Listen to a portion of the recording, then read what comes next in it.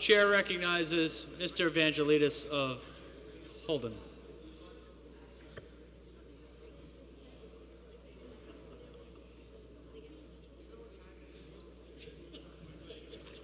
Thank you, Mr. Speaker. Through you to the members. I think like all of us today, we came in very open-minded about supporting this transportation reform bill that we're taking before us today, and I have no objection to many parts of this bill. As a matter of fact, there are many steps we make today that are very positive, and we make some cost-saving measures to the citizens of Massachusetts, and for that, the bill makes some positive steps forward. My concern is this. We have one bite at this apple. This is a big apple we're taking on today, and it's one shot at it. And I don't think this is going far enough, and some of the things we're doing I don't particularly think is the right approach. For example, we are really ceding, as was held up previously, this map we have of the consolidation, we're really ceding some of our own authority to a 5-member appointed board by the governor, the Mass Transportation Infrastructure Authority.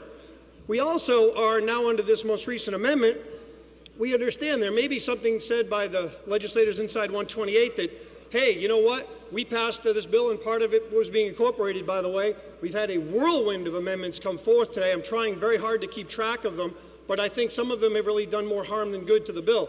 This one in particular seems to be saying to people, we're going to ultimately raise your gas tax, but as a payback, we're going to make the tolls free for a lot of folks in the Boston area. I don't see how that serves anybody outside of 128, and I think if you're concerned about a regressive gas tax on the people of Massachusetts, this is how you want to sell it to them? We're going to pass a bill, we're going to incorporate an amendment in to make it free tolls, and then they can jack the toll prices up everywhere else in Massachusetts, and you're going to pay more gas tax? I don't think that's what any of us want to do today. I also have some questions about this. When I came in today, we were talking about a consolidation of transportation agencies. One thing I've not heard any talk about is, I was always under the impression that when you consolidate agencies, as we're doing, there would be some reductions in the jobs that we have created.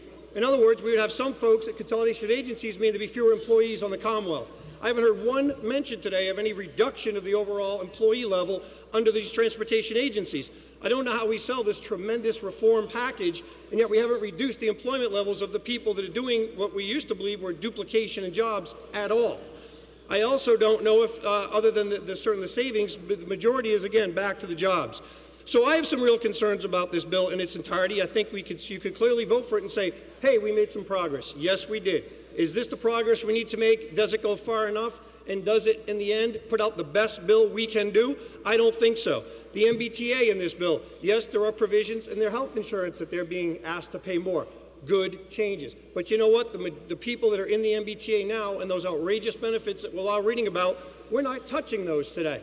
And I think those things have to be addressed. So, Mr. Speaker, I thank you for the opportunity to speak on this. I rise in opposition to the amendment, and at this point, it's looking to me more like this bill in itself doesn't go far enough to really warrant our attention and vote today. Thank you, Mr. Speaker.